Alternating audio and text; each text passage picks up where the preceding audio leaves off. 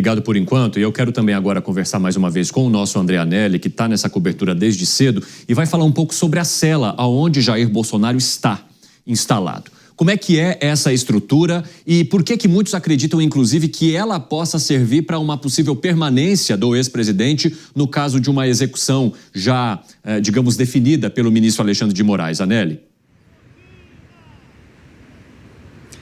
Certíssimo, Evandro. Essa sala onde o ex-presidente Jair Bolsonaro se encontra, ela é bem diferente de uma cela convencional da maioria dos presídios aqui do Brasil, porque, na verdade, se assemelha mais a um quarto de hotel, só que em proporção menor. Tem 12 metros quadrados, conta com ar-condicionado, frigobar, televisão, uma cama com colchonete e até mesmo uma escrivaninha ali para trabalho. Então é nesse espaço que o ex-presidente Jair Bolsonaro vai ficar pelo menos até o dia de amanhã, meio-dia, quando está prevista então a audiência de custódia dele. Inclusive, imagens dessa sala já foram reveladas e exibidas aqui também na programação da Jovem Pan, demonstrando que existe um certo conforto, principalmente em relação então à maioria das celas penitenciárias aqui pelo país. Esse mesmo espaço já foi utilizado por outras autoridades aqui no país, a exemplo de Delcídio do Amaral, ex-senador de Mato Grosso do Sul, o ex-governador aqui do Distrito Federal, José Roberto Arruda, também já fez uso desse espaço, que agora foi reformado de certa forma e aí então oferece de alguma maneira um pouco mais de conforto e é justamente um espaço então destinado a autoridades que são alvos de prisões então cumpridas pela Polícia Federal, pois neste mesmo endereço, como eu disse, já permaneceram por ali então outras autoridades como essas que eu citei agora há pouco. E tem uma outra questão, viu, Evandro, você ainda que está acompanhando a gente aqui na Jovem Pan, é a questão da localização aqui da Superintendência Regional da Polícia Federal, porque onde nós estamos fica a menos de 1 quilômetro do Hospital DF Star, que é onde o ex-presidente Jair Bolsonaro foi atendido das últimas vezes,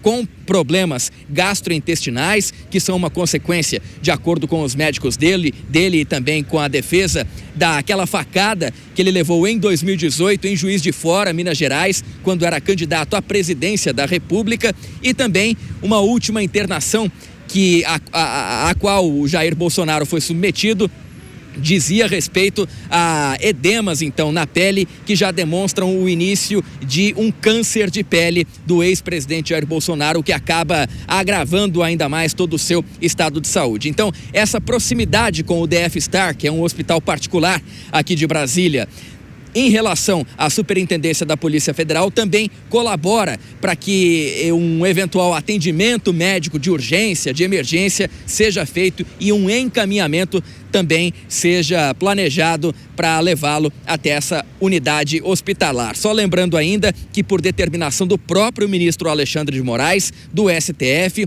médicos estão aqui de plantão 24 horas por dia na própria superintendência da PF, no sentido de garantir, então, a continuidade dos tratamentos de saúde do ex-presidente Jair Bolsonaro, que, volto a repetir, como disse, então, a sua defesa e os seus médicos, tem problemas gastrointestinais e esses problemas têm levado, então, a alguns sintomas, como, por exemplo, soluços intermitentes, alguns episódios de vômito e até mesmo uma certa confusão mental. É por isso, então, que o ex-presidente Jair Bolsonaro estaria tomando remédios, inclusive para controlar o sistema nervoso central.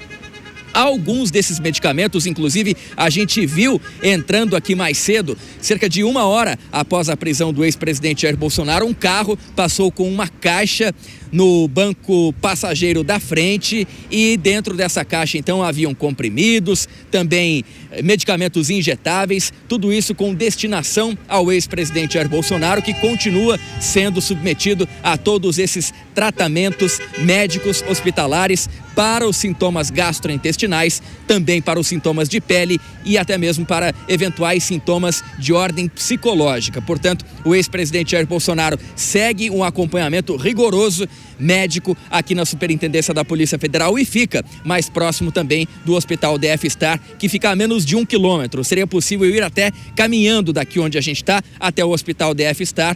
E essa proximidade, então, é usada pela polícia, pela justiça, como, então, um fator que seria especialmente dedicado ao ex-presidente Jair Bolsonaro em caso de necessidade de atendimento médico. Evandro. Obrigado, Anelli, por enquanto. Daqui a pouco eu chamo você novamente. Eu quero falar novamente com o cientista político Paulo Ramires, que está ao vivo conosco. E, Paulo, nós acompanhamos ao longo agora desses preparativos para 2026 e para as possíveis campanhas eleitorais um discurso muito de se tentar fugir da polarização, de que a população não aguenta mais, de que os eleitores já não olham mais para a polarização, entendendo que haveria algo positivo no meio disso tudo. Mas você entende que isso será possível com esse nível de acontecimento que a gente tem aqui no Brasil, com um ex-presidente da República agora preso na Superintendência da Polícia Federal, justamente num fim de ano muito próximo já de um início de pré-campanha e campanha eleitoral para 2026? Excelente questão, né? Exemplo do que aconteceu anos atrás, quando o Lula foi preso e quando se esperava, né, que a imagem dele ficasse apagada e sumisse da política, dificilmente isso vai acontecer com o Bolsonaro, né? Isso tende a reforçar o apoio a figura de Bolsonaro por parte dos seus aliados, né? As redes sociais também vão, já estão, né, por sua vez, com uma série, né, de compartilhamentos de falas dos seus apoiadores. Então, nós estamos muito longe ainda de conseguir chegar num consenso, né, numa harmonia política, né? Então, eu diria que a eleição do próximo ano será muito tensa, né, em função da prisão, né, a condenação do Bolsonaro. Mas com uma grande diferença, né, porque, não sei se todos se lembram, mas quando Lula foi preso, anos atrás, antes de ser preso, ele gravou uma série de vídeos que foram utilizados na campanha eleitoral, né, para governadores, deputados, inclusive para o nome do Haddad, né? Então o PT se antecipou, obviamente não venceu as eleições, saiu com um grande prejuízo eleitoral, né, do ponto de vista de uma perda gigantesca, né, de candidatos que não foram eleitos, mas ainda assim o PT se planejou para aquela situação. E parece que não é o caso de Bolsonaro, né? O que vai dificultar mensagens, né, de apoio de Bolsonaro a outros candidatos.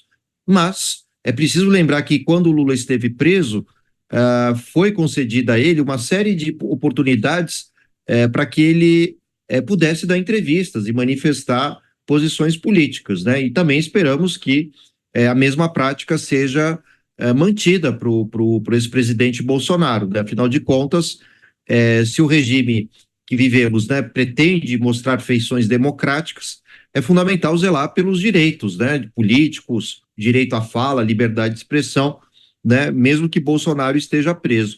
Mas, ainda que isso ocorra, né, isso vai mostrar que a polarização, né, entre PT e bolsonaristas, ela tende a se tornar mais tensa, né, em função da prisão do Bolsonaro, né, e obviamente que os bolsonaristas vão ver de todas as formas e terão reações, né, muito críticas à decisão do STF, não apenas criticando a candidatura, né, do presidente Lula, mas também o funcionamento das instituições democráticas, né, passando pelo STF, também a questão das urnas eletrônicas, né, tem de voltar no próximo ano, e isso vai reforçar, então, diante de uma falta de um político forte que substitua Bolsonaro, né, do lado da direita, a tendência é que a batalha política da direita esteja exatamente em aumentar a quantidade de deputados federais e senadores para conseguir brecar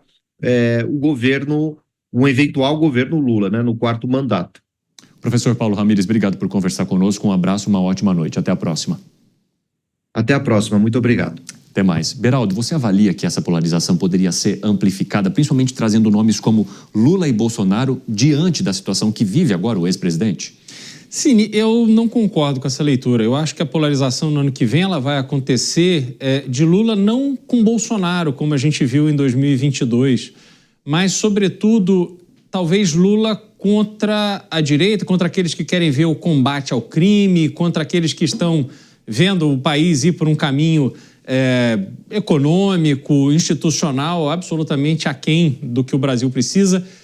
Então, acho que vai haver uma polarização, porque sempre há. A política é feita disso, não existe essa política da paz e amor, vamos acabar com a polarização. Isso é conversa fiada, isso é conversa de alguém que quer vender uma ilusão para as pessoas, né? Então, tendo em vista que a política se faz em cima do debate acalorado de ideias, no ano que vem, claro, haverá sim um debate entre os pensamentos da esquerda representados pelo presidente Lula versus os pensamentos da direita representados por alguns candidatos. Mas o peso de Jair Bolsonaro nas eleições do ano que vem me parece que serão bastante reduzidas, tendo em vista que ele não poderá fazer campanha e tendo em vista que a base de apoiadores em torno dele está passando por esse momento de crise, né? Então, o reforço aqui. O que aconteceu em Santa Catarina foi a externalização de um conflito que existe em vários outros lugares. Pessoas que não têm toda essa convicção em torno de Jair Bolsonaro e, ao verem o ex-presidente sendo preso na situação que está, preferem seguir um caminho de independência. Ficam lá de longe, acenando, ô, Bolsonaro, tamo junto. Mas na hora H, preferem muito mais não dever favor nenhum a ninguém e poderem, então, conduzir os seus mandatos da forma que quiser. E outra coisa, assim, só para concluir, o peso do interesse dos caciques partidários, dos presidentes dos partidos na eleição do ano que vem será primordial. Esses grandes caciques do Centrão terão bilhões e bilhões de reais para fazer campanha, pensando exclusivamente nas suas bancadas de deputado federal, porque é ela que define quanta grana pública vai entrar no cofre dos partidos.